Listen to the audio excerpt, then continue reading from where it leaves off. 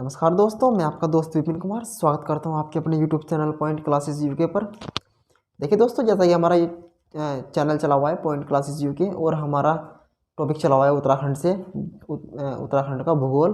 उत्तराखंड के भूगोल में हमने कई सारे टॉपिक कर भी लिए हैं कवर, जिसमें आज हम नया टॉपिक पढ़ेंगे अपना उत्तराखंड की जलवायु। ठीक है दोस्तों, इंडिया की जलवायु अलग से पढ़ेंगे, उत्तराखंड की जलवायु अलग से पढ़ेंगे। ठीक है, इसमें कोई घबराने वाली बात नहीं है कि थोड़ा बहुत ही अंतर आएगा, बाकी सब सेम है। तो टाइम वेस्ट ना करते हुए चलते हैं अपने टॉपिक की ओर। ठीक है, वीडियो लगातार आ रही है हमारी।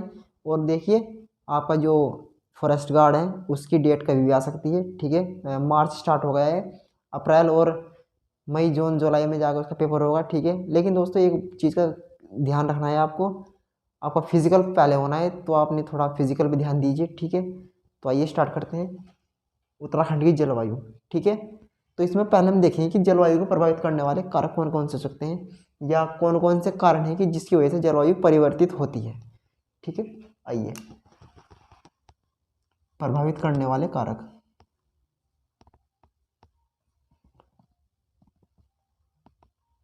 प्रभावित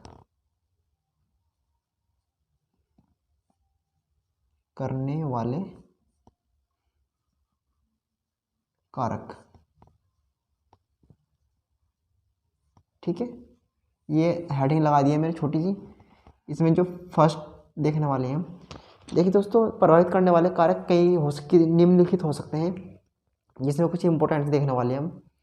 देखिए, सपोज कीजिए आपका ग्लोब है, वर्ल्ड। ठीक है, ये आपकी भूमध्य रेखा, भूमध्य रेखा है जो कि पृथ्वी के बीचों बीच से जा रही है। ठीक है दोस्तों, अगर मैं बात करूँ ऊपर की, तो ऊपर आपको एक रेखा देखने को मिलेगी, कर्क रेखा। कर्क रेखा, ठीक है। ऐसी अगर मैं नीचे की बात करूँ, तो एक नीचे देखने को मिलेगी मकर रेखा।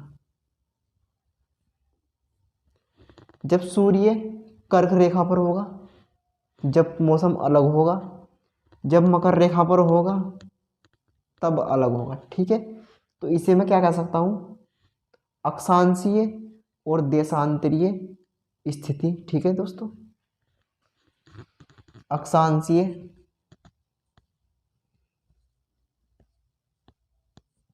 व देशांतरीय, देशांतरीय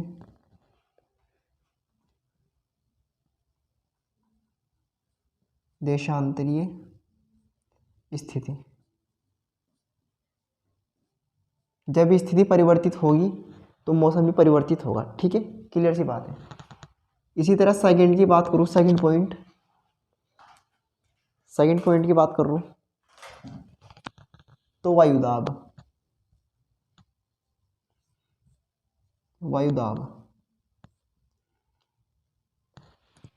हवा यानी कि वायु, जब उसकी मात्रा कम या अधिक होती है तो आपको मौसम में परिवर्तन देखने को मिल जाएगा। ठीक है, थर्ड पॉइंट है समुद्र तल से दूरी। समुद्र तल से दूरी, समुद्र तल से दूरी का मतलब ये, मान लीजिए समुद्र के पास या किनारे पर कोई शहर बसा हुआ है। जैसे मैं सपोज करूँ किसी शहर का नाम लूँ, जैसे केरल है, तो केरल से, और अगर मैं बात करूँ इंडिया के ऊपर के हिस्से की यानी जम्मू कश्मीर की, तो वहाँ के और केरल के परिवर्तन में बीच जो परिवर्तन होगा उसी बोलूँगा मैं समुद्र तल से दूरी। ठीक है, ऐसी उत्तराखंड की बात कर रहा हूँ मैं। उत्तराखंड के बात करूँ अगर मैं, मैदानी क्षेत्र या उधम सिंह नगर या अपने हरिद्वार को ले लो, अगर मैं यहाँ के थोड़ा जलवायु का परिवर्तन करूँ और ऊपर ले लो उत्तरकाशी, चमोली, या इधर ऊपरी हिस्से लास्ट में पिथौरागढ़ ले लूँ, तो इनकी जो बीच की जलवायु होगी उनमें बहुत ही अंतर देखने को मिल जाएगा आपको। ठीक है, माइनस प्लस होता रहता है। तो इसी तरह से चौथा रहेगा हमारा जो इम्पोर्टेंट है और भी, समुद्र तल से ऊंचाई, जो कि मैंने अभी आपके साथ बात की है। अगर मैं अपने मैदानी क्षेत्र की बात करूं, जिसमें आपको उधम सिंह नगर ले सकते हो आप, और सबसे ऊपर उत्तराखंड का जो रहेगा उत्तर में उत्तरकाशी, इन दोनों के बीच अगर हम डिफरेंस पैदा करेंगे तो आपको ऊंचाई का अंतर पता चल सकता है। ठीक है, तो कुछ ये डिफेक्ट है या बोल सकता हूँ ऐसे इंपॉर्टेंट पॉइंट है जिसकी वजह से हम जलवायु का पता कर सकते हैं। ठीक है, तो बेसिकली ये हमारे कुछ प्रभावित करने वाले कारक थे। अब बात कर रहा हूँ मैं कि जलवायु कितने प्रकार की होती है। तो बेसिकली 3 प्रकार की जलवायु होती है हमारी।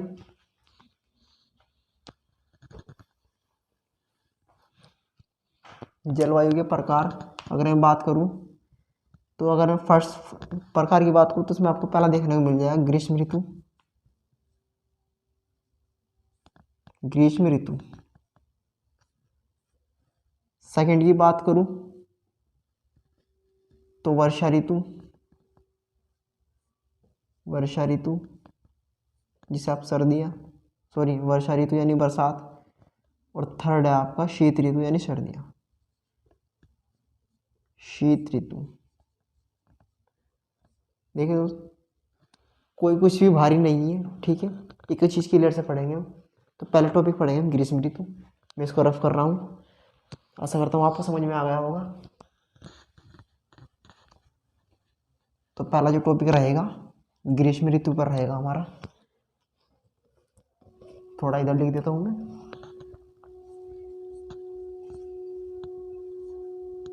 ग्रीष्म ऋतु।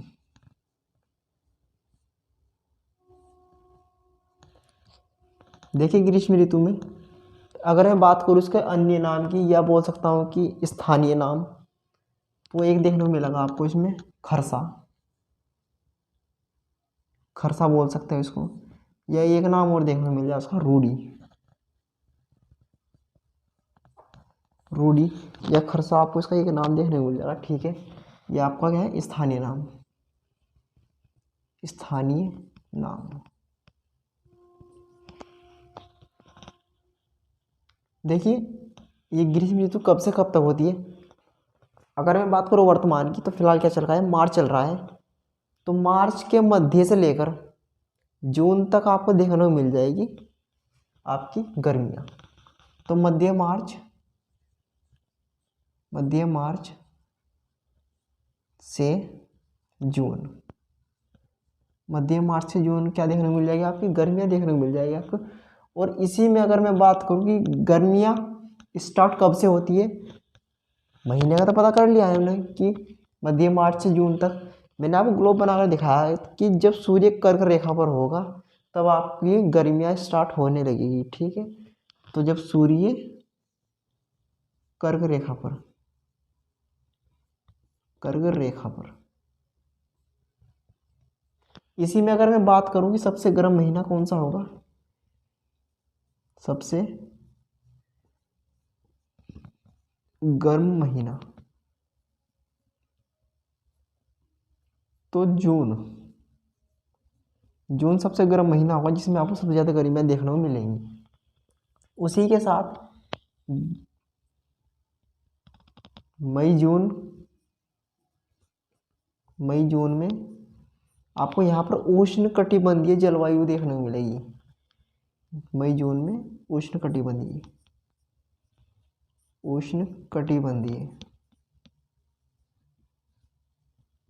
जलवायु। क्लियर सी बात है। जब आपकी गर्मियाँ अधिक होगी तो आप कैसी जलवायु हो जाएगी, उष्ण कटिबंधीय। ठीक है, तो इससे अधिक तो शायद मुझे नहीं लग पाता कि और कुछ पॉइंट्स होंगे इसमें।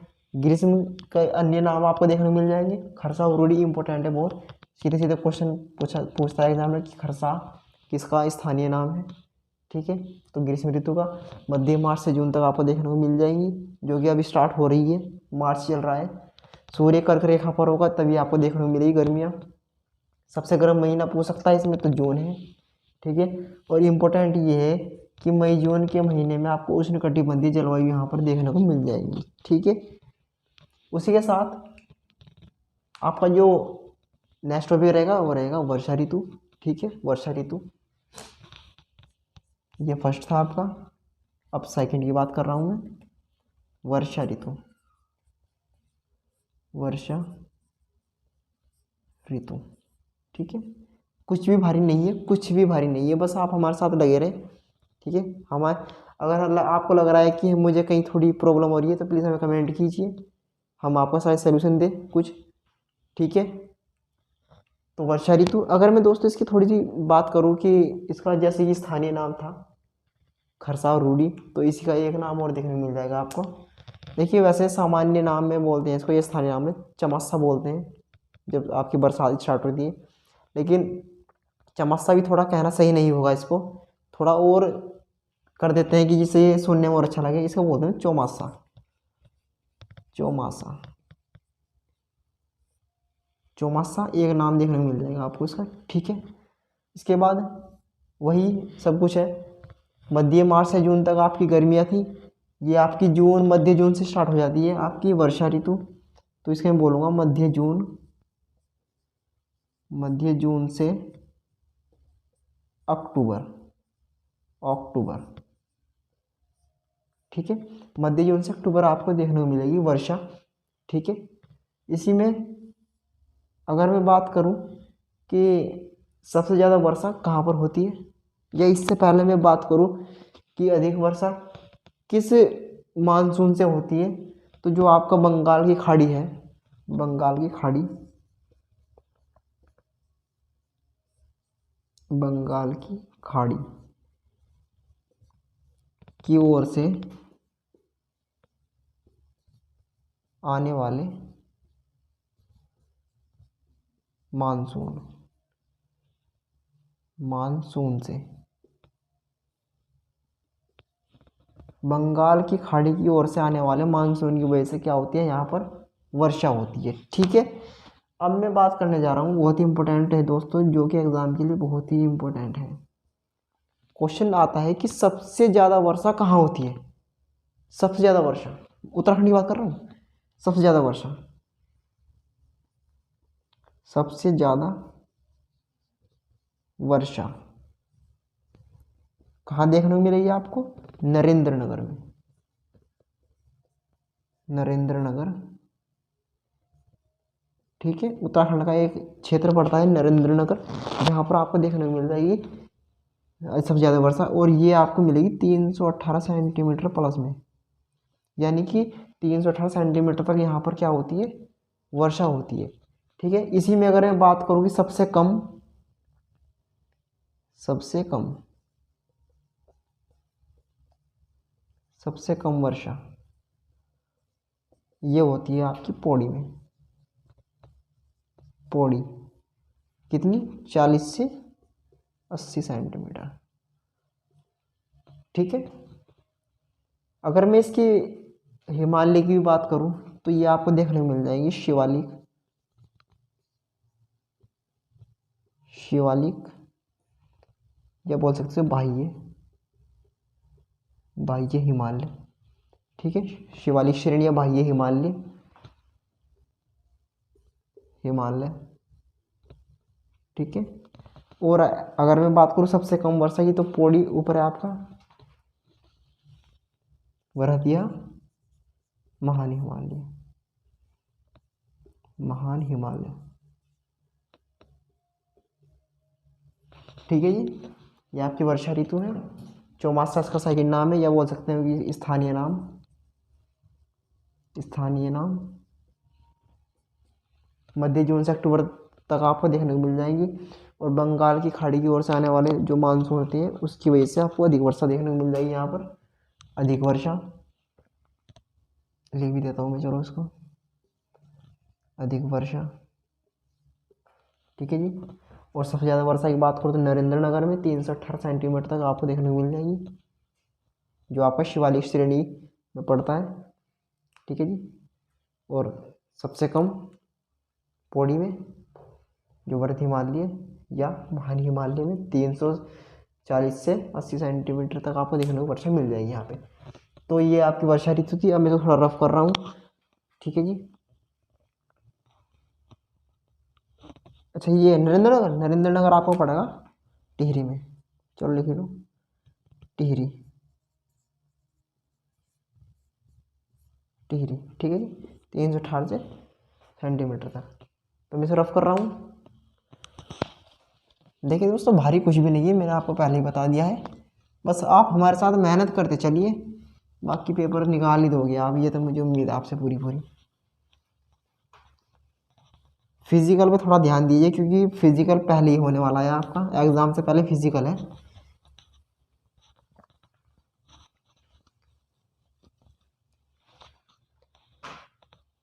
शीत ऋतु स्टार्ट करने से पहले कुछ पॉइंट्स हैं जो आप लिख लीजिए।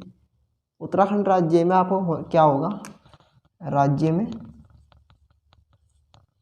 आपका पूर्व से पश्चिम, या बोल सकता हूँ उसको पश्चिम से दक्षिण, या ऐसे कर लीजिए, राज्य में दक्षिण से उत्तर, दक्षिण से उत्तर और पूर्व से पश्चिम, पूर्व से पश्चिम, पश्चिम की ओर जाने पर, पश्चिम की ओर और जाने पर क्या होता है, वर्षा की मात्रा घटती है, वर्षा की मात्रा क्या होती है, घटती है। एग्जाम में सीधा सीधा क्वेश्चन आता है कि दक्षिण से उत्तर या उत्तर से दक्षिण और पूर्व से पश्चिम की ओर जाने पर वर्षा की मात्रा घटती है या बढ़ती है। ठीक है, तो घटती है, वेरी वेरी इंपॉर्टेंट क्वेश्चन है, एग्जाम में सीधा डायरेक्ट पूछा जाता है। ठीक है जी, उसके बाद स्टार्ट करते हैं अपना शीत ऋतु। शीत ऋतु जो हमारा थर्ड पॉइंट था, शीत ऋतु। ठीक है जी, वही है जब क्या होगा, सूर्य मकर रेखा पर होगा, सूर्य मकर रेखा पर, जब आपकी सर्दियाँ होती है मकर रेखा पर।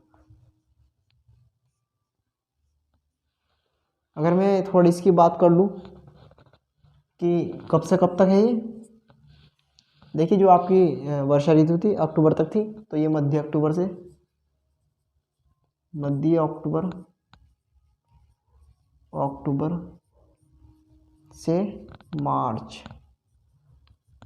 मार्च तक आपको देखने को मिल जाएंगे। ठीक है जी, मध्य अक्टूबर से मार्च तक आपको क्या देखने को मिल जाएंगी, वर्षा ऋतु। ठीक है जी, इसमें कोई शक की बात नहीं है।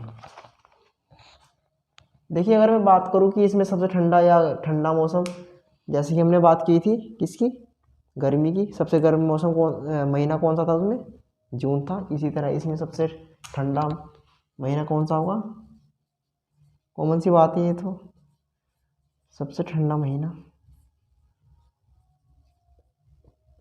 जनवरी होगा। ठीक है जी,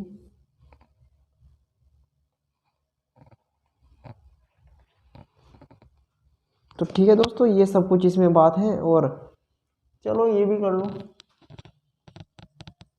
इसियंतु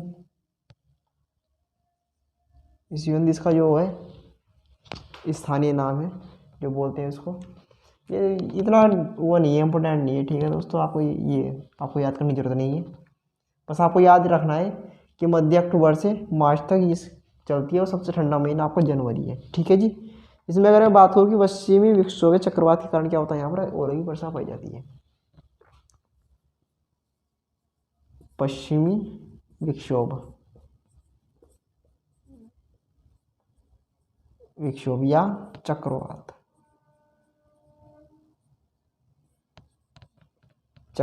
के कारण क्या होता है, ओलों की वर्षा,